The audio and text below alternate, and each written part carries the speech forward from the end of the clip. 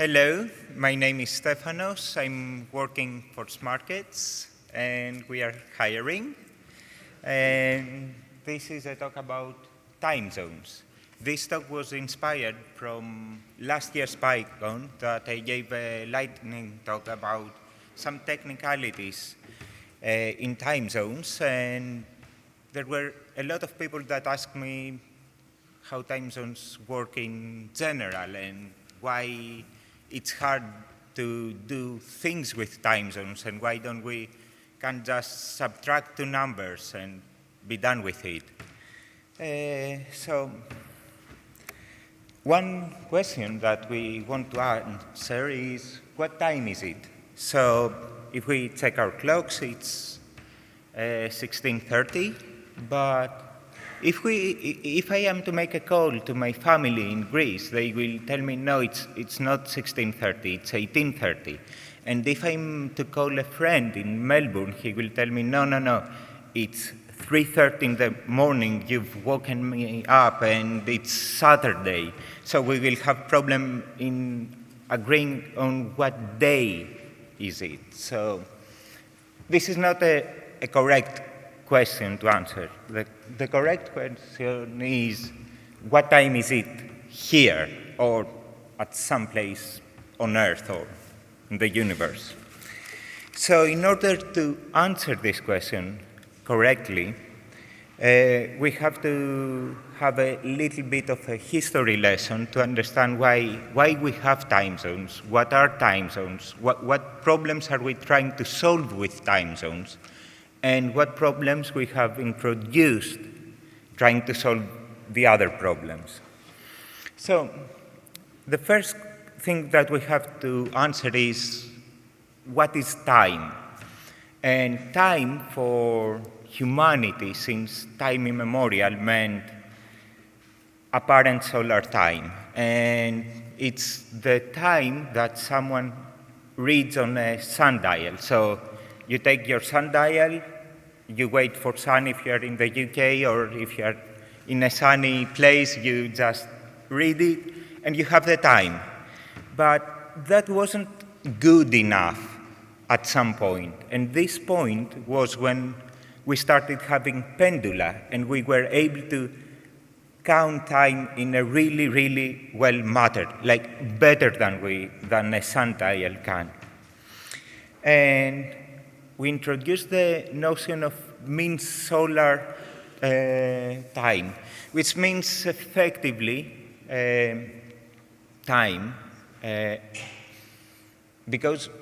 so the problem is that Earth is not perfectly spherical or spinning in a nice way, so it has some eccentricity and obliquity, so it's doing that. And not all days are equal throughout the year. So mean solar time is the time that we would have if all days are equal and the average difference between mean solar time and apparent solar time averages to 0 during a whole year. So this is good enough in the early 18th century because it's good enough for a city. But at that point, we start having intercity communication because we have railways. And railways are able to go from one city to another in a really predictable time and pass through junctions in a really predictable time, which is a matter of safety for trains, to be able to say when a train passes a junction. So having a different time in every city introduces a problem. And the first company to solve this problem is Great Western Rail, which introduces London time for the whole Britain, which is revolutionary at that point. Because previously, as you can see in one of their own tickets that's taken from the National Rail Museum, we have different time in Reading, in Cirencester, in Bath, Bristol, Exeter, everywhere. So people like this idea, and they start doing it and talking about one time zone inside UK, which is London time. And more countries see that this is really effective. So France uses Paris time, India uses Madras time, and New Zealand does something really revolutionary. Instead of using their time, they say that our time is 11 and a half hours after Greenwich time, which is, wow, internationality. So people realize that this is a good thing, like to be able to communicate internationally, not only intercity. So in 1884, there's a conference held in Washington. 26 countries participate, and they talk a lot about many problems of times. These are the topics that they are going through. The most important are that we want to define everything through Greenwich, and apart from defining everything through Greenwich, decide that day starts at midnight. And this was kind of problematic, mainly for political reasons, because, well, France, for example, didn't want to define their time through Greenwich, but through France, so they decided to take another route and define Paris time for France and keep it like that. And until they saved face by moving it defining French time 9 minutes and 20 seconds earlier than Paris time, which is exactly the Greenwich time, but there's no actual talking about a British place. So more and more countries see that this is a good thing. And the last country to use UTC Greenwich offset is Nepal in 1986. So apart from this way of talking via Greenwich, we have other advancements. And one question that we need to answer about time is, what is a second? Because we know from SI that that's how we count time. And in 1832, Gauss defined a second as a fraction of the mean solar day.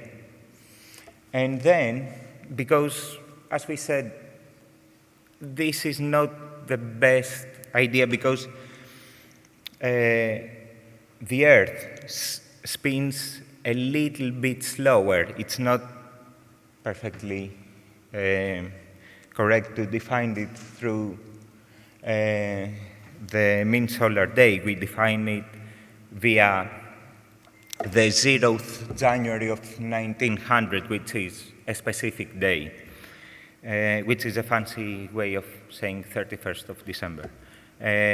But this is still, we understand that at some point that even defining things via the rotation of the Earth is not the best way.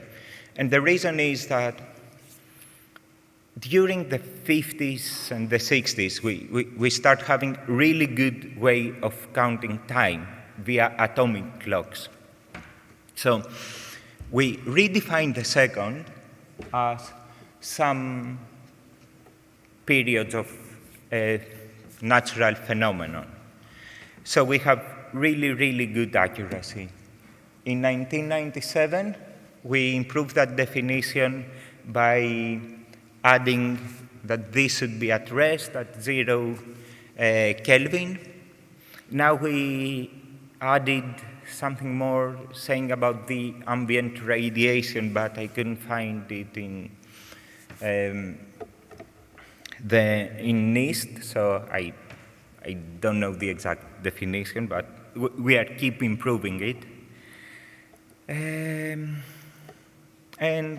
we have a better way of defining time. But we encounter a problem that these periods of radiation of the caesium atom times 86,400 is not what's a day, because as we said, the Earth spins slower and slower and slower. So this would get out of sync, and we start thinking of ways of solving this problem. And we realize that the best way to solve this problem is by adding some more types of universal time. The really important one is UT1, which is an average of what the atomic clocks around the Earth give us. And we really need the average because we know, because of general relativity, that gravity affects how time passes. And we know that the motion of the Earth also affects how time passes. So we have this need. And UTC is just defined to stay within 0.9 seconds of QT1. And now, after that, we have, as anyone can see, perfectly divided in 24 time zones, 24 perfect parallel lines to the Earth. So it's really easy to do calculations, right? Well, still, even with that, we have kind of a problem. And the problems are, like, first problem is that daylight saving time. Not all countries shift on the same day because politics, so, you know, some countries don't like to shift the same time as other countries. Part two, well, Earth, when it's winter for us, it's summer for the southern hemisphere. So when we shift forwards, the southern hemisphere shifts backwards, which, you know, messes up.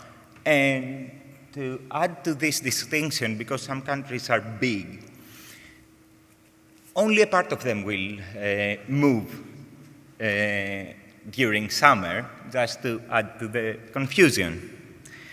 Another country that's a source of confusion is Morocco, because during Ramadan they shift to the winter time, and it's not Ramadan. We don't have calculations for it for a very huge periods of time, so we cannot add a list for like 100 years after today, which adds to the problem of calculating time zones. I think it's only Morocco that does that, but I'm not sure. Skipping days. Some countries have skipped days because they jumped from the international date line because it made sense for them. But this means that some days, for some countries, just don't exist.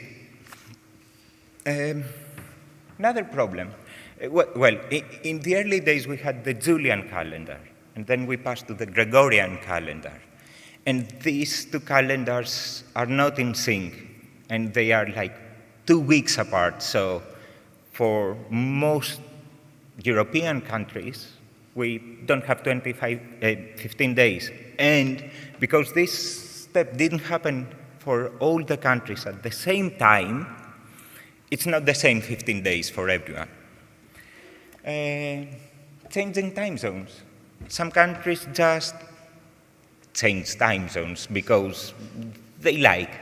And some countries just don't announce it enough ahead of time, so some programmer can, add this to a file and be able to do it. And some countries, like England, didn't always have their year to start at the 1st of January, but at the 25th of March, effectively going from 25th of March of year X to 26th of March of year X plus 1. And that's the reason why we have our P60s on the 5th of April, because, there's also the move to the Gregorian to add to this problem. So, and this seems like enough problems. And we have leap seconds. And this means that some minutes are not 60 seconds long. So any calculation that assumes that every minute is 60 seconds long will fail. And fortunately, we have POSIX time to help us with that, because POSIX time doesn't care about them. It just repeats itself.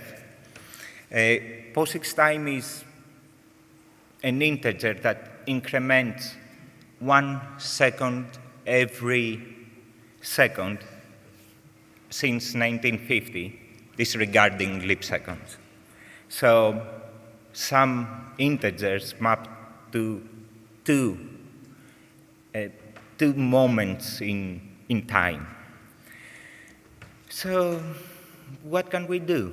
Well, fortunately, Python has good libraries to deal with that. And let's talk about some good practices when working with time zones and time. The first one is it's a good idea to use the datetime and bits library. They are really good. You don't have to write your own.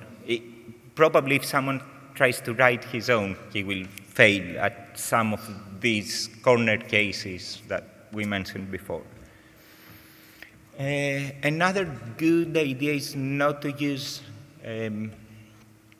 time zone naive datetimes, because each one of them doesn't represent one point in time, but 24, 30 different ones. Another bad idea that's like common practice most of the times is to turn everything to UTC, but because not all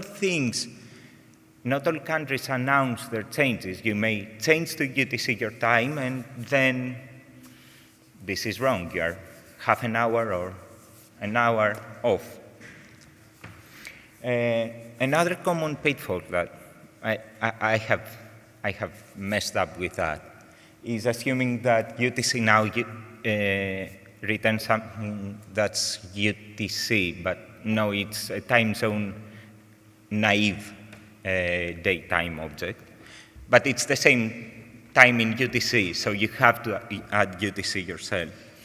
And there are two methods to turn things that are too naive to aware, which is by localize and not replace, and as time zone to change the time zone. So in Python 3.6, we will be able to do both with as time zone, because it will include the functionality. And these are just to deal with time zones. I'm not going to talk how to use time deltas, because that's another source of problems, because time deltas, well, if you go 1 minute back, it doesn't mean that you will hit an actual time, and it's just out of scope. And let's have a small worked example. Let's import the libraries, define our time zones, see what's the time now, which is the time now. Let's turn it to UTC, like that. And let's check what's in London. We just turn it like that, which is the same but with different time zone info. And that's it. UTC now and London now, if you try to do a double equal, they are equal. And now with UTC now are not equal because they don't represent the same time. So I think it's about time to finish. Thank you. Any questions?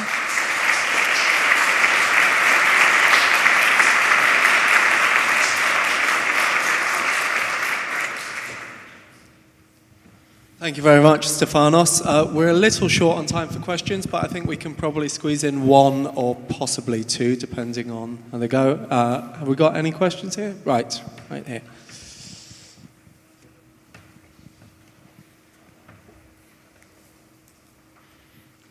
Thank you for the amazing talk. It's very good information. Thank you. There is some talks about what you say about having a centralized time for the entire world. Like there are some ideas that it will be 3 o'clock in the morning here, but 3 o'clock in the evening in some other part of the planet. So what's your take about that? I think that something like that will be utopia for programmers, but I think the only problem will be a social aspect for some countries, that they will see their day changing while they are awake, because most of the people have a feeling, like an inner human feeling, that day passes at sunset or while they are asleep. So I personally, I wouldn't mind. I would like it because it will make my life easier, but the only problem, I think, is the social aspect of this change. Great. Thank you very much, Stephanos. In order to keep things moving smoothly, we're going to have a 5-minute changeover now, and then we'll have the next talk. But yeah, one last thank you for Stephanos. Thank you.